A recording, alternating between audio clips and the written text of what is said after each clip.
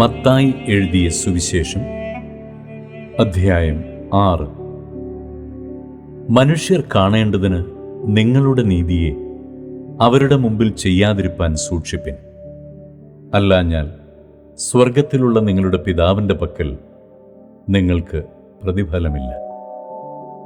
ആകയാൽ ഭിക്ഷ കൊടുക്കുമ്പോൾ മനുഷ്യരാൽ മാനം ലഭിപ്പാൻ പള്ളികളിലും വീഥികളിലും കപടഭക്തിക്കാർ ചെയ്യുന്നതുപോലെ നിന്റെ മുമ്പിൽ കാഹളമൂതിക്കരുത്. അവർക്ക് പ്രതിഫലം കിട്ടിപ്പോയി എന്ന് ഞാൻ സത്യമായിട്ട് നിങ്ങളോട് പറയുന്നു. നീയോ ഭിക്ഷ കൊടുക്കുമ്പോൾ നിന്റെ ഭിക്ഷ രഹസ്യത്തിലായിരിക്കേണ്ടതിന് വലങ്കൈ ചെയ്യുന്നത് എന്ത് എന്ന് ഇടങ്കൈ അറിയരുത്. രഹസ്യത്തിൽ കാണുന്ന നിന്റെ പിതാവ് നിനക്ക് പ്രതിഫലം തരും. നിങ്ങൾ പ്രാർത്ഥിക്കുമ്പോൾ കപടഭക്തിക്കാരെ പോലെ ആകരുത്.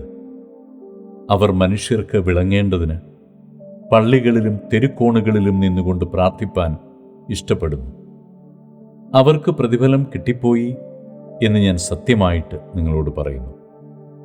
നീയോ പ്രാർത്ഥിക്കുമ്പോൾ അറയിൽ കടന്ന് വാതിലടച്ച് രഹസ്യത്തിലുള്ള നിന്റെ പിതാവിനോട് പ്രാർത്ഥിക്കുക. രഹസ്യത്തിൽ കാണുന്ന നിന്റെ പിതാവ് നിനക്ക് പ്രതിഫലം തരും. പ്രാർത്ഥിക്കയിൽ നിങ്ങൾ ജാതികളെപ്പോലെ ജൽപ്പനം ചെയ്യരുത്. അതിഭാഷണത്താൽ ഉത്തരം കിട്ടുമെന്നല്ലോ അവർക്ക് തോന്നുന്നത്. അവരോട് തുല്യരാകരുത്. നിങ്ങൾക്ക് ആവശ്യമുള്ളത് ഇന്നതെന്ന് നിങ്ങൾ യാചിക്കും മുമ്പേ നിങ്ങളുടെ പിതാവ് അറിയുന്നുവല്ലോ. നിങ്ങൾ ഇവണ്ണം പ്രാർത്ഥിപ്പിൻ: സ്വർഗസ്ഥനായ ഞങ്ങളുടെ പിതാവേ, നിന്റെ നാമം വിശുദ്ധീകരിക്കപ്പെടണമേ. നിന്റെ രാജ്യം വരേണമേ. നിന്റെ ഇഷ്ടം സ്വർഗത്തിലെ പോലെ ഭൂമിയിലുമാകണമേ. ഞങ്ങൾക്ക് ആവശ്യമുള്ള ആഹാരം ഇന്ന് തരണമേ. ഞങ്ങളുടെ കടക്കാരോട് ഞങ്ങൾ ക്ഷമിച്ചിരിക്കുന്നത് പോലെ ഞങ്ങളുടെ കടങ്ങളെ ഞങ്ങളോടും ക്ഷമിക്കണമേ.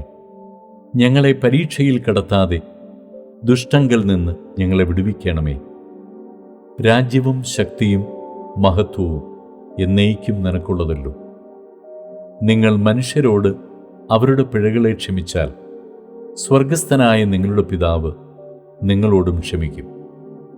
നിങ്ങൾ മനുഷ്യരോട് പിഴകളെ ക്ഷമിക്കാഞ്ഞാലോ നിങ്ങളുടെ പിതാവ് നിങ്ങളുടെ പിഴകളെയും ക്ഷമിക്കുകയില്ല. ഉപവസിക്കുമ്പോൾ നിങ്ങൾ കപടഭക്തിക്കാരെ പോലെ വാടിയ മുഖം കാണിക്കരുത്. അവർ ഉപവസിക്കുന്നത് മനുഷ്യർക്ക് വിളങ്ങേണ്ടതിന് മുഖം വിരൂപമാക്കുന്നു. അവർക്ക് പ്രതിഫലം കിട്ടിപ്പോയി എന്ന് ഞാൻ സത്യമായിട്ട് നിങ്ങളോട് പറയുന്നു. നീയോ ഉപവസിക്കുമ്പോൾ നിന്റെ ഉപവാസം മനുഷ്യർക്കല്ല, രഹസ്യത്തിലുള്ള നിന്റെ പിതാവിന് വിളങ്ങേണ്ടതിന് തലയിൽ എണ്ണ തേച്ച് മുഖം കഴുകുക. രഹസ്യത്തിൽ കാണുന്ന നിന്റെ പിതാവ് നിനക്ക് പ്രതിഫലം നൽകും. പുഴുവും തുരുമ്പും കെടുക്കയും കള്ളന്മാർ തുരന്ന് മോഷ്ടിക്കുകയും ചെയ്യുന്ന ഈ ഭൂമിയിൽ നിങ്ങൾ നിക്ഷേപം സ്വരൂപിക്കരുത്. പുഴുവും തുരുമ്പും കെടുക്കാതെയും കള്ളന്മാർ തുരന്ന് മോഷ്ടിക്കാതെയും ഇരിക്കുന്ന സ്വർഗത്തിൽ നിക്ഷേപം സ്വരൂപിച്ചുകൊള്ളുവിൻ. നിന്റെ നിക്ഷേപമുള്ളയിടത്ത് നിന്റെ ഹൃദയവും ഇരിക്കും. ശരീരത്തിൻ്റെ വിളക്ക് കണ്ണ് ആകുന്നു. കണ്ണ് ചുവള്ളതെങ്കിൽ നിന്റെ ശരീരം മുഴുവനും പ്രകാശിതമായിരിക്കും. കണ്ണ് കേടുള്ളതെങ്കിലോ നിന്റെ ശരീരം മുഴുവനും ഇരുണ്ടതായിരിക്കും. എന്നാൽ നിന്നിലുള്ള വെളിച്ചം ഇരുട്ടായാൽ ഇരുട്ട് എത്ര വലിയത്! രണ്ട് യജമാനന്മാരെ സേവിപ്പാൻ ആർക്കും കഴിയുകയില്ല. അങ്ങനെ ചെയ്താൽ ഒരുത്തനെ പകച്ച് മറ്റവനെ സ്നേഹിക്കും, അല്ലെങ്കിൽ ഒരുത്തനോട് പറ്റിച്ചേർന്ന് മറ്റവനെ നിരസിക്കും. നിങ്ങൾക്ക് ദൈവത്തെയും മാമോനെയും സേവിപ്പാൻ കഴിയുകയില്ല. അതുകൊണ്ട് ഞാൻ നിങ്ങളോട് പറയുന്നത്, എന്തു തിന്നും എന്തു കുടിക്കും എന്ന് നിങ്ങളുടെ ജീവനായിക്കൊണ്ടും എന്ത് ഉടുക്കുമെന്ന് ശരീരത്തിനായിക്കൊണ്ടും വിചാരപ്പെടരുത്. ആഹാരത്തെക്കാൾ ജീവനും ഉടുപ്പിനേക്കാൾ ശരീരവും വലുതല്ലയോ? ആകാശത്തിലെ പറവകളെ നോക്കുവിൻ. അവ വിതയ്ക്കുന്നില്ല, കൊയ്യുന്നില്ല, കളപ്പുരയിൽ കൂട്ടിവയ്ക്കുന്നതുമില്ല. എങ്കിലും സ്വർഗസ്ഥനായ നിങ്ങളുടെ പിതാവ് അവയെ പുലർത്തുന്നു.